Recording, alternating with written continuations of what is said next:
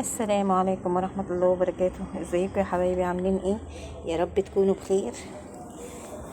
انا رحت جبت نص كيلو لحمة. احنا دلوقتي بقى من الانصاص وسلقته، وجبت ربع كيلو فاصوليا، وبرده اديتها غلوتين على النار، لازم تتسلق قبل ما تعمل.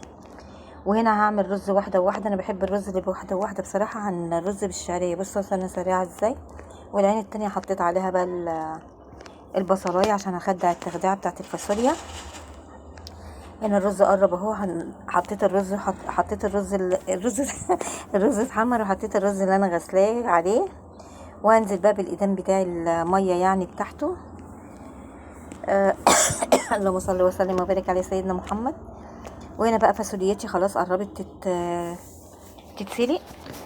وانا كنت بحمر بقى البصلايه بتاعتي، ما بخليهاش تحمر قوي علشان خاطر ايه، بتدي سكره في الاكل. وانا كنت عصره الطماطم بتاعتي ونزلت بيها على البصله.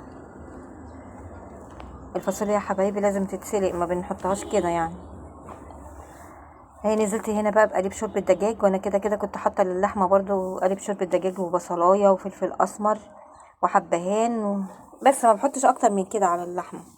هنا نزلت بلحمتي في التخديعه عشان تاخد برضو ايه غلوتين كده مع الفاصوليا. وهنا نزلت برضو بالفاصوليا بتاعتي اهي، وعملت لهم بقى طبعا ايه حبه ملوخيه. الشوربه بتاعت اللحمه كانت طعمها حلو جدا، فعشان كده رحت عامله الملوخيه. هنا الرز بتاعي خلص اهو، اتفلفل رز واحده وواحده، وعملت لهم شويه سلطه. اهي الفاصوليا بتاعتي. هنا بقى كنت محضره حبه الشوربه بتوعي، ونزلت ايه الملوخيه كانت جاهزه حبايبي، مش انا اللي خرجتها بصراحه، كنت جايباها جاهزه. والتوم على عيني التانية. انا بجد بجد انا ببقى سريعه في الاكل، انا ما بغيبش في المطبخ خالص لما بكون بعمل اكل. هنا بص، ريحه الملوخيه بتبقى تحفه، بجد بجد تحفه.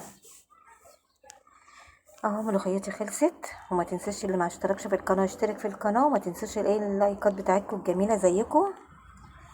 انا بحبكم جدا، واقول لكم يا قلبي. المهم اوعوا تنسوني. سلام، مع الف سلامه وحفظ الله.